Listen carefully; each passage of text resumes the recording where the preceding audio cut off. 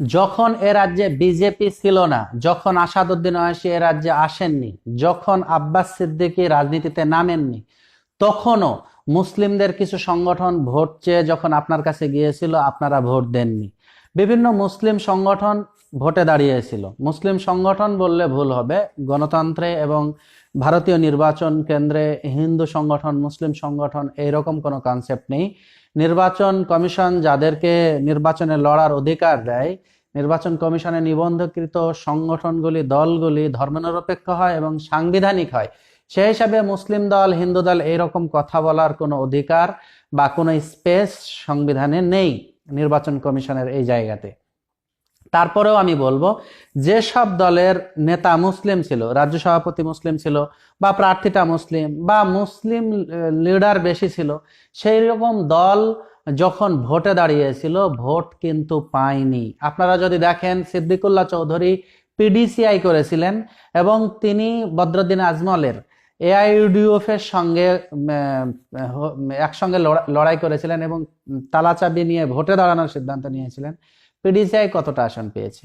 সিদ্দিকুল্লাহ চৌধুরী নিজে যখন দমকলে দাঁড়িয়েছিলেন তখন তিনি ভোট পাননি, অথচ সেই সিদ্দিকুল্লাহ চৌধুরী যখন তৃণমূল থেকে দাঁড়াচ্ছেন, তৃণমূলের টিকিটে, তখন দিব্যি জিতে যাচ্ছেন এবং মন্ত্রী হয়ে যাচ্ছেন। তাহলে ব্যাপারটা হচ্ছে যে আব্বাস সিদ্দিকী বা বিজেপি এই বিষয়টি নয়। যারা দলদাস, যারা মনে করে যে দাসত্বগিরি করতে হবে, তারা কোনোদিন নতুন কিছুকে ভালোভাবে নিতে পারে না। আজকের বিজেপি এসেছে, আজকের বিজেপির আলোচনা হচ্ছে, তখন তো বিজেপি ছিল না। তাহলে আপনারা সিদ্দিকুল্লাহ চৌধুরীকে ভোট দেননি কেন? আপনারা ডাক্তার রইসউদ্দিন কে ভোট দেননি কেন? আপনারা ওই আরো কিছু লোক ছিলেন যারা পপুলার, মুসলিম পার্সোনাল ল বোর্ডের সদস্য ছিলেন ডাক্তার রইসউদ্দিন এবং বাংলার বিশিষ্ট বুদ্ধিজীবী, তাকে ভোট দেননি কেন? ভাঙড়ে জালালউদ্দিন আহমেদ ভোটে দাঁড়িয়েছিলেন, বিশিষ্ট শিক্ষক এবং কৃষক আন্দোলনের সঙ্গে যুক্ত থাকেন তিনি, বিভিন্ন গণ আন্দোলনের সঙ্গে যুক্ত, তাকে ভোট দেননি কেন? আপনারা শুধু তাই নয়, মুসলিম লীগও ভোটে দাঁড়িয়েছিল, মুসলিম লীগও ভোট পায়নি। এটা থেকে কি প্রমাণিত হয়? যে আসলে বিজেপিকে ঠেকানো আপনাদের উদ্দেশ্য নয়। আসল উদ্দেশ্য হচ্ছে দাসত্ব করে করে করে করে, গোলামি করে করে করে এমন একটা অভ্যাস তৈরি হয়েছে, নতুন কিছু ভাবতেই পাচ্ছেন না আপনারা। নতুন কিছু ভাবতেই পাচ্ছেন না। কেন বলবো? আপনার এলাকার একটা স্কুল নির্বাচন হবে, সেখানে তৃণমূল কংগ্রেস দাঁড়াবে, সিপিএম দাঁড়াবে, কংগ্রেস দাঁড়াবে, আর দাঁড়াবে ওয়েলফেয়ার পার্টি বা এসডিপিআই বা পিডিসিআই বা এআইডিএফ। আপনি ভোট দেবেন না। ভোট কাকে দেবেন? হয় সিপিএম কে দেবেন, অথবা কংগ্রেসকে দেবেন, অথবা তৃণমূলকে দেবেন। অথচ এইসব দলগুলির মাথাতে সব বসে আছে সুজন চক্রবর্তী, সূর্যকান্ত মিশ্র, বিমান বসু, অধীর রঞ্জন চৌধুরী, প্রদীপ ভট্টাচার্য, মমতা বন্দ্যোপাধ্যায়, অভিষেক বন্দ্যোপাধ্যায়, আর কিছুদিন আগে চলে যাওয়া বিজেপিতে যারা আছে আজকে, তারা হচ্ছে মুকুল রায়, শুভেন্দু অধিকারী, সুধাংশু। এরা এরা আপনাদের নেতা। অথচ একজন যদি মমতা বন্দ্যোপাধ্যায় বা অধীর রঞ্জন চৌধুরী আপনাকে নেতৃত্ব দিতে পারে, তাহলে একজন মানে করিম, সেলিম বা রইসউদ্দিন, এরা কেন গোটা বাংলাকে নেতৃত্ব দিতে পারবে না? রাজনীতিতে তো হিন্দু মুসলমানের কোনো বিষয় নাই। রাজনীতিতে জিতে আসার পরে সবার জন্য কাজ করতে হয়। সেক্ষেত্রে ডাক্তার রইসউদ্দিন যখন দাঁড়াচ্ছে আপনার কাছে, সেটা মুসলিম দল হয়ে যাচ্ছে।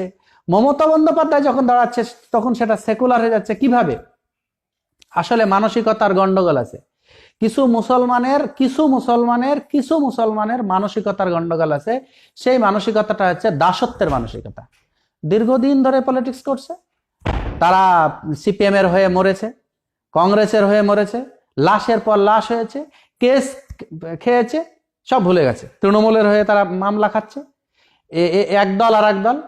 গ্রামীণ এলাকায় দেখেন গা, জেলখানায় যারা থাকছে, বিভিন্ন মিথ্যা মামলা হোক আর সত্য মামলা হোক, মামলা খাচ্ছে কারা? কিসের জন্য খাচ্ছে? মদমুক্ত বাংলার জন্য, সুদমুক্ত বাংলার জন্য, ঘুষমুক্ত বাংলার জন্য, ব্যভিচার মুক্ত বাংলার জন্য, দুর্নীতিমুক্ত বাংলার জন্য, সুশাসনের জন্য না। এগুলি সব স্লোগান, এগুলি সব স্লোগান। শুধু পকেটকে কি করে ভরবো, কি করে দাদা দাদা করে, দিদি দিদি করে নিজের পদটাকে টিকিয়ে রাখবো, এই মানসিকতার লোকগুলি আজকের নতুন কিছু দিতে চাইলে বিরোধিতা করছে। আমি মেনে নিতাম আব্বাস সিদ্দিকীর বা আসাদুদ্দিন ওয়াইসির বা মুসলিম পলিটিক্সের, আমিও ঘোর বিরোধিতা করতাম, যদি আপনারা মুসলিম নামের কারো নেতৃত্ব মেনে নিতেন, যেভাবে মুসলিমরা সবার নেতৃত্ব মেনে নিয়েছে।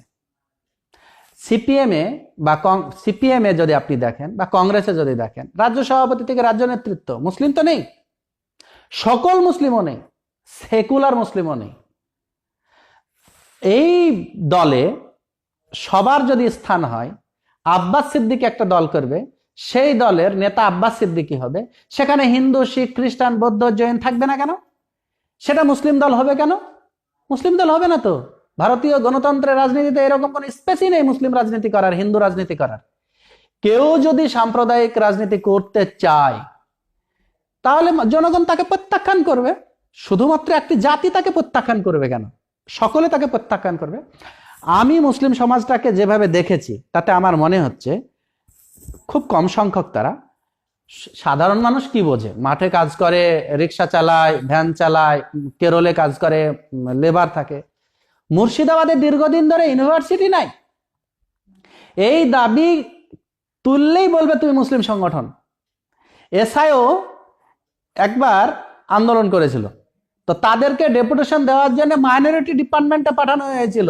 মুর্শিদাবাদের জেলা শাসককে তারা ডেপুটেশন দিতে গিয়েছিল, কিন্তু জেলা শাসক না নিয়ে তাকে মাইনরিটি ডিপার্টমেন্টে পাঠাতে গিয়েছে। অর্থাৎ ওই যে এসআইওর নাম, অর্থাৎ যে মানসিকতার কি গন্ডগোল। জেলা একটা ইউনিভার্সিটি নাই, এদের কথা নেই। একটা ইঞ্জিনিয়ারিং কলেজ নাই, কথা নেই। শিক্ষায় মুসলিমরা বঞ্চিত, এদের কথা নেই। চাকরিতে বঞ্চিত, কথা নেই। ওয়াকফ প্রপার্টি উদ্ধার হয়নি, এদের কথা নেই। কিছু মাদ্রাসা বন্ধ হতে যাচ্ছে, এদের কথা নেই। মাদ্রাসায় নিয়োগ নেই, এদের কথা নেই। মুসলিম এলাকাগুলির অনুন্নয়ন নিয়ে এদের কথা নেই। সাচার কমিটির রিপোর্ট নিয়ে রাজনীতি হবে, কিন্তু উন্নয়ন নিয়ে কোনো কথা নেই। এসব কথাগুলি যারা বলবে তারা হবে মুসলিম। হ্যাঁ, মুসলিমদের বঞ্চনার কথা মুসলিমরা বলবে, কারণ ভারতবর্ষে মুসলিমরা সংখ্যালঘু। বাংলাদেশের হিন্দুদের বঞ্চনার কথা হিন্দুরা বলবে, কেন বাংলাদেশে তারা সংখ্যালঘু। পাকিস্তানের হিন্দুদের বঞ্চনা হিন্দুরা বলবে, কারণ তারা সংখ্যালঘু। সংখ্যালঘুদের সাংবিধানিক অধিকার হচ্ছে সংখ্যালঘু বঞ্চনা নিয়ে সরব হওয়া। তার মানে এই নয় কেউ সংখ্যালঘু রাজনীতিতে আসলে, রাজ্য সভাপতি হলে, কেন্দ্রীয় সভাপতি হলে তার নেতৃত্ব মেনে নেওয়া যাবে না। যদি সংখ্যাগুরুর কেউ যদি গোটা বাংলাকে নেতৃত্ব দিতে পারে, তাহলে সংখ্যালঘুর কেউ যোগ্যতায় যদি উন্নততর হয়, তাহলে তার নেতৃত্ব মেনে নিতে আমাদের বাধা কোথায়? এবার আমাদেরকে দেখতে হবে যে আব্বাস সিদ্দিকীর বক্তব্যে হিন্দু সমাজকে আঘাত করা হচ্ছে কিনা। যদি হয় তাহলে আব্বাস সিদ্দিকীর আমরা বিরোধী। মিমের বক্তব্যে হিন্দু সমাজকে, শিখ সমাজকে, খ্রিস্টান সমাজকে বা মুসলিম সমাজকে অবমাননা করা হচ্ছে কিনা, যদি হয় তাহলে আমরা সে রাজনীতির বিরোধী, যে কোনো সাম্প্রদায়িক রাজনীতির বিরোধী। কিন্তু সম্প্রদায়ের একজন লোক সভাপতি আছে, তাই সেটা নির্দিষ্ট সম্প্রদায়ের রাজনীতি, এই ধারণার আমি ঘোর বিরোধী। স্বাধীনতার পর আজ মনে হচ্ছে বাংলায় মুসলিমদের একটা ভোট আছে, আব্বাস সিদ্দিকীর কারণে হোক বা আসাদুদ্দিন ওয়াইসির কারণে হোক। একটা সমাজ দীর্ঘদিন ধরে সিপিএম, কংগ্রেস, তৃণমূলকে ভোট দিয়ে এসেছে। গোটা ভারতবর্ষের মধ্যে সবচেয়ে পিছিয়ে পড়া রাজ্য পশ্চিম বাংলা হয় কি করে? এখানেতে কোনোদিন বিজেপিকে কেউ ভোট দেয়নি, কোনোদিন মুসলিম লীগ করেনি, কোনোদিন মুসলিম কোনো পলিটিক্স করেনি। এখানকার মুসলমানেরা প্রাণ ভর সংখ্যাগুরু যার যে নেতৃত্ব আছে, হতে পারে সে মমতা বন্দ্যোপাধ্যায়, হতে পারে সেটা বুদ্ধদেব ভট্টাচার্য বা জ্যোতি বসু, হতে পারে সে সিদ্ধার্থ শঙ্কর রায় বা প্রফুল্ল, সকলকে সাপোর্ট করেছে। কিন্তু কি পেয়েছে? রিপোর্ট দেখেন, প্রতীচির রিপোর্ট দেখেন, স্ন্যাপের রিপোর্ট দেখেন, রঙ্গনাথ মিশ্র কমিশনের রিপোর্ট দেখেন, সাচার কমিটির রিপোর্ট দেখেন, এবং সাচার কমিটির রিপোর্টের এতটা দিন পর কি অবস্থায় আছে।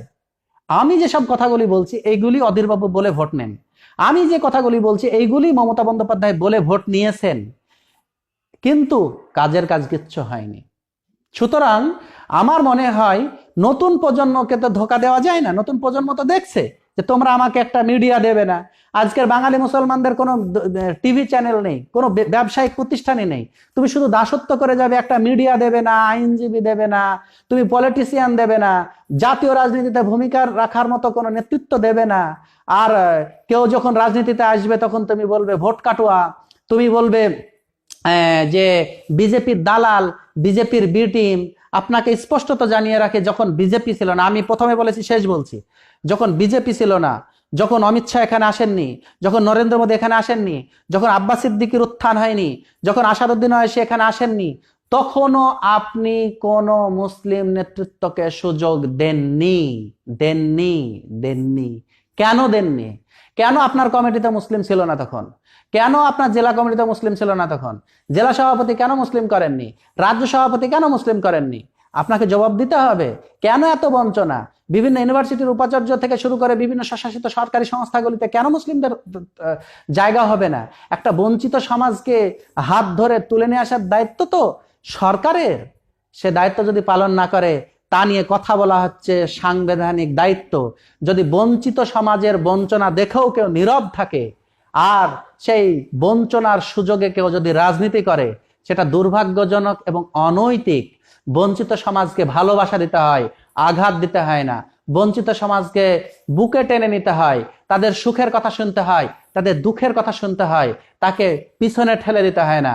যারা পিছনে ঠেলে দেন আর এই বঞ্চিত সমাজকে নিয়ে রাজনীতি করেন, সেটা শুধু ভারতবর্ষে নয়, সেটা যদি বাংলাদেশে হয়, পাকিস্তানে হয়, ইন্দোনেশিয়ায় হয়, ইংল্যান্ডে হয়, আমেরিকায় হয়, যে কোনো দেশে, আফ্রিকায় হয়, তাহলে তার বিরোধিতা করতে হবে। কেননা বঞ্চিত সমাজকে নিয়ে রাজনীতি করার কোনো অধিকার কারো নেই। বঞ্চিত সমাজকে রাজনীতির মঞ্চে এনে, তাদেরকে মূল স্রোতে এনে, তাদেরকে নেতা বানিয়ে উদারতার পরিচয় দেওয়ার নামই হচ্ছে মানুষ। এখন আপনি ঠিক করুন, ধর্মীয় রাজনীতির জিগির তুলে সাংবিধানিক অধিকার থেকে মানুষকে বঞ্চিত করবেন? দাসত্ব করতে গিয়ে অজান্তে আপনি জানতেও পারছেন না যে আপনি দাস। আপনি দাস হয়ে গেছেন। আপনি কিছু দিতে পারেননি, আপনার ইউনিভার্সিটি দিতে পারেননি, আপনি মেডিকেল কলেজ দিতে পারেননি, আপনি ইঞ্জিনিয়ারিং কলেজ দিতে পারেননি, আপনি চাকরি দিতে পারেননি, আপনি স্বাস্থ্য দিতে পারেননি, আপনি কর্মসংস্থান দিতে পারেননি, আপনি আশ্বাস দিতে পারেননি, আপনি বিশ্বাস দিতে পারেননি, আপনি নিরাপত্তা দিতে পারেননি, আপনি সাহস দিতে পারেননি। সেই জায়গাতে কেউ যদি সাহসের কথা বলে, এবং সংবিধানে স্পষ্টত বলা হয়েছে যে সাংবিধানিক অধিকার, সংখ্যালঘুরা তাদের নিজের মত, ভাষা, তাদের দুঃখ যন্ত্রণা বলবে, এবং সাম্যের অধিকার, সকলে সমান ভারতবর্ষে। এখানে আব্বাস সিদ্দিকীর যে অধিকার আছে রাজনীতি করার, আপনারও সেই অধিকার আছে। এখানে আব্বাস সিদ্দিকী যদি রাজ্য সভাপতি হতে পারে, আপনিও পারবেন। এখানে মমতা বন্দ্যোপাধ্যায়, অধীর রঞ্জন চৌধুরী থেকে শুরু করে সূর্যকান্ত মিশ্র থেকে দিলীপ ঘোষরা যদি রাজনীতি করতে পারে এবং রাজ্য সভাপতি হতে পারে, তাহলে আপনিও হতে পারেন, সেলিমও হতে পারে, করিমও হতে পারে, এবং একজন আদিবাসী হতে পারে, একজন মতুয়া হতে পারে, একজন নমশূদ্র হতে পারে, একজন দলিত হতে পারে। এটা বুঝতে হবে, এটা বুঝতে হবে। আমি যেহেতু আজকের প্ল্যাটফর্মটা আব্বাস সিদ্দিকী এবং ওয়াইসিকে নিয়ে আলোচনা হচ্ছিল, তাই বললাম। এই একই কথা দলিতদের ক্ষেত্রেও প্রযোজ্য, এসসি এসটিদের ক্ষেত্রেও প্রযোজ্য, ওবিসিদের ক্ষেত্রেও প্রযোজ্য, মতুয়াদের ক্ষেত্রেও প্রযোজ্য, কুর্মীদের ক্ষেত্রেও প্রযোজ্য, আদিবাসীদের ক্ষেত্রেও প্রযোজ্য।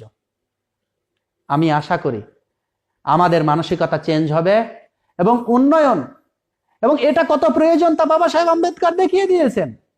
বাবা সাহেব আম্বেদকর একদিকে তিনি হযরত মোহানিকে নিয়ে বৈঠক করছেন, একদিকে যোগেন্দ্রনাথ মণ্ডল মুসলিম লীগের সঙ্গে বৈঠক করছেন, একদিকে বাবা সাহেব আম্বেদকর মুসলিম নেতৃত্বের সঙ্গে বৈঠক করছেন, একদিকে মহাত্মা গান্ধী মোহাম্মদ আলী, শওকত আলীকে নিয়ে রাজপথে নেমে আসছেন, একদিকে সৈফুদ্দিন কিসলু রাওলাট আইনের বিরুদ্ধে আন্দোলন করছেন, আর একদিকে দেশ গঠনে, জাতি গঠনে হিন্দু, মুসলিম, শিখ, খ্রিস্টান, জৈন সকলে ঐক্যবদ্ধভাবে বিদেশিদেরকে, ব্রিটিশকে তাড়ানোর জন্য পরিকল্পনা করছে।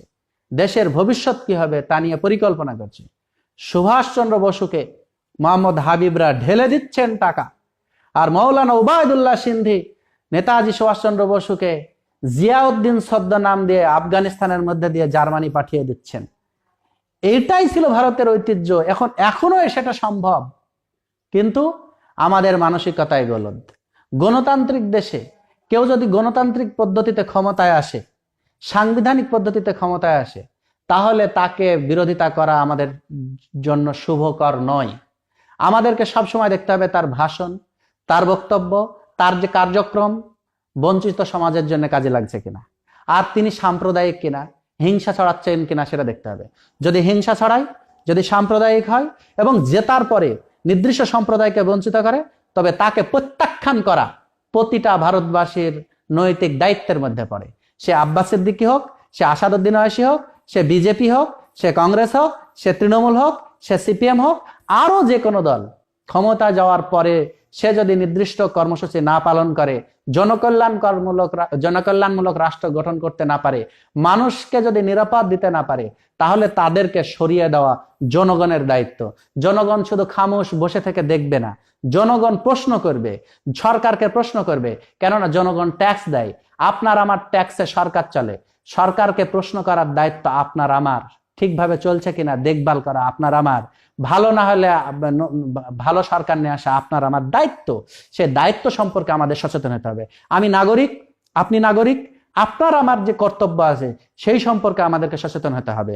জাতীয় সম্পদ, জাতীয় ঐতিহ্য, ইতিহাস, সংস্কৃতি, ভারতীয় ভারতীয় স্বাধীনতার চেতনাকে উজ্জীবিত করতে হবে। এই দায়িত্ব আপনার আমার সরকারের। সরকার না শুনলে তার কান ধরে শোনানো এবং সংবিধানের পথে নিয়ে আসার দায়িত্ব আপনার আমার। সকলে ভালো থাকবেন এবং পরবর্তী ভিডিওতে ফের দেখা হবে ইনশাআল্লাহ।